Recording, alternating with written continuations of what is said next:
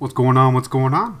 Brutus here, bringing you another up-and-coming video where we focus on the 3-star game of, still war scene, but just not very heavy.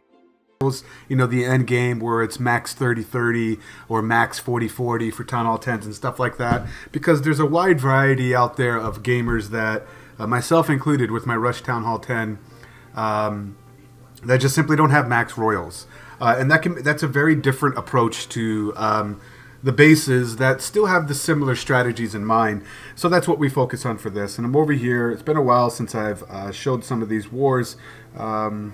Let's take a look at what that is. Let's go back to what we have for the first content. We'll start with the Town Hall 10. I just narrowly missed a 6-pack. Really sucks for me. 6% short.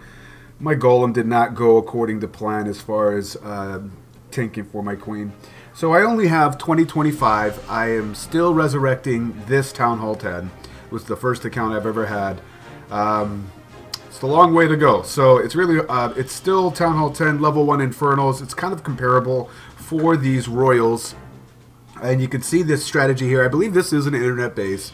I know I have hit it more than once in Wars of Past.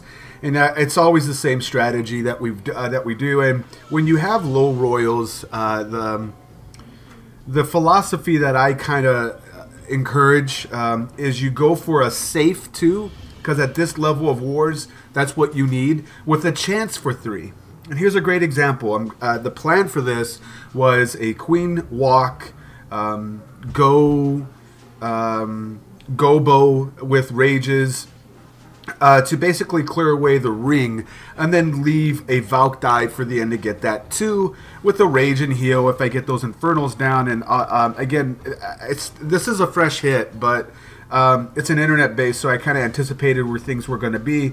The push went a lot better than I anticipated. Had that been a Hound Loon, I think the queen would have backed up a little bit more.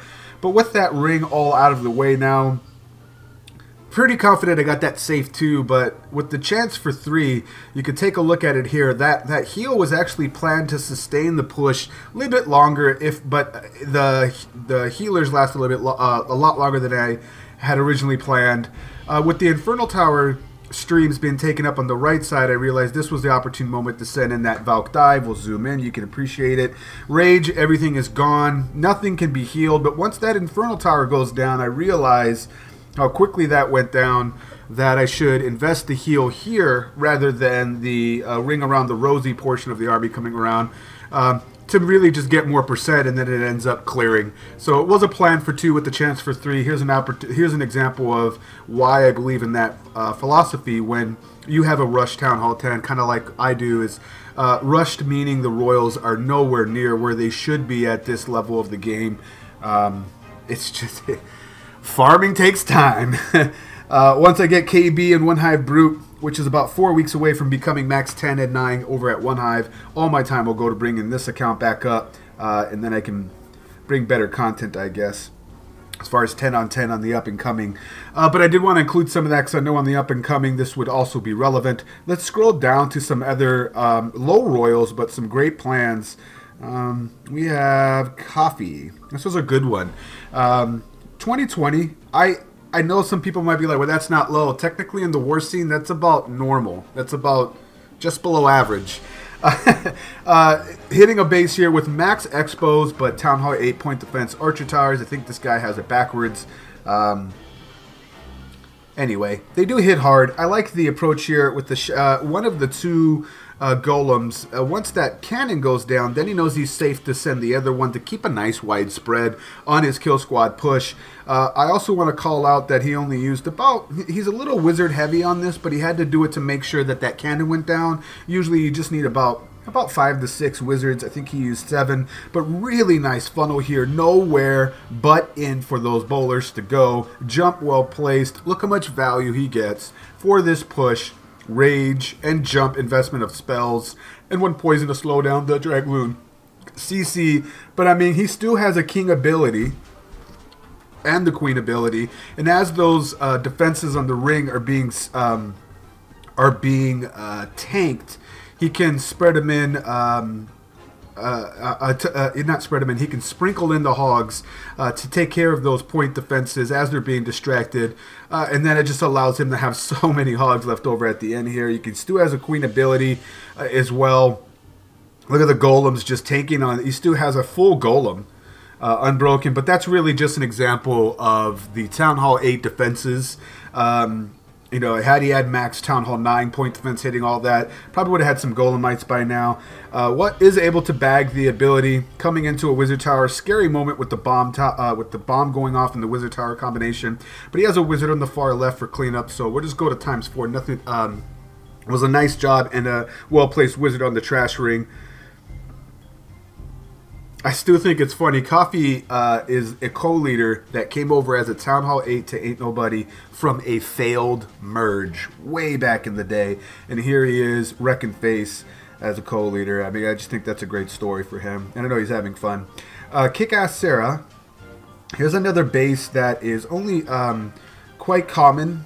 Internet bases out there. People, this I believe is like a Town Hall 8 shell that I commonly see, and then someone basically just converts it into a Town Hall 9. I don't know why Town Hall 8s think that this base, because I see it all over the place in the feeder Ain't No Thing. It's just not a good base. Anyway, here's Kick-Ass Sarah, one of her many accounts.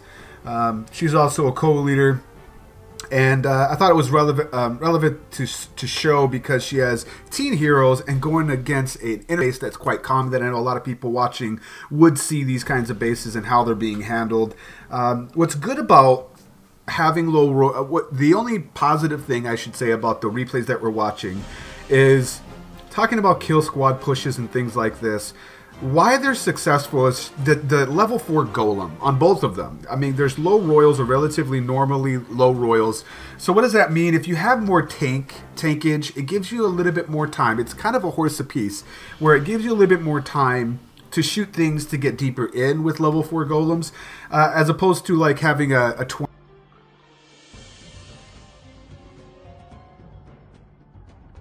Structures a little bit faster, so it's kind of a horse apiece, but in the long run, you usually want to ensure you have level 4 golems, even if you have low royals, because you can bring extra wizards. You can supplement your kill squad army that way to maximize that all the time, erasing all the structures, getting pushed in from that kill squad. And I think I have another example of someone using level 2 bowlers. Again, not a well, it's an attempt to be anti-3 base. It's not. I shouldn't say it's not a CWL style base. It's not the new meta out there. It's not CWL scene, and that's really not what this video series is about. It's really about those low to mid Town Hall 9 game and Town Hall 10 game. So this was a really nice job exploiting the fact that this is just a very bad design, close packed together structures touching, not a lot of spots for springs. It's kind of predictable and you can anticipate where the bombs are going to be. I believe Coffee's was a cleanup, Kick-Ass was a fresh, and there was one more that I wanted to show, and I gotta find it. Was it Scuba Jr.? Might be Scuba Jr. It is Scuba Jr. This is what I was talking about. Perfect way to end the video. Scuba Jr., not to be confused with Scuba Steve from Big Daddy. But level 2 golems coming in here with 1620. So this is a perfect example of what I'm talking about. So he doesn't have as much time, but he has heavy hitting queen. What his bowlers walk here because of this structure on the left. If a better placed golem would have tanked the queen, archer tower, which then would allow that defense to go down, and then the bowlers would have gone in. But again, level 2 bowlers now into golemites, but they accomplished their job. He had heavier hitting wizards right behind it, and the queen to take down some structures, even though they are walking now from a poor funnel. But it's basically a good illustration of what I was talking through, that sometimes you can, without With low golems, you can compensate with that with adding more wizards on your kill squad or having a heavier queen. And if you have a lower queen and heavier tanks, like level 4 golems, which is something I think is more, should prioritize over heavier royals, because there's more utility out of a level 4 golem than there is a level 2 for the long term of all strategies in most cases. But with heavier golems and lower queen, you can just add more wizards or more firepower to that, and it usually ends out coming out better. But really nice job here. The only thing I would say about this raid is he's got a wad of hogs circling the base, and only one cleanup wizard on the right side here following the trash ring. It's a good thing that his queen's going to step up and try to take care of some of these things in the core. We'll go to ×2. Exploiting the teaser on the 3 o'clock position. Obviously that's where the only obvious positions of where giant bombs are going to be, so to enter from that way, even though the funnel wasn't as perfect as it could be, was still the smart decision to do given the hog army attack that he had in mind. So hopefully those talking points were helpful for you. Really good job to everybody at Ain't Nobody. Once again, it's Brutus reminding you, you got to be better than a double, and I will check you next time.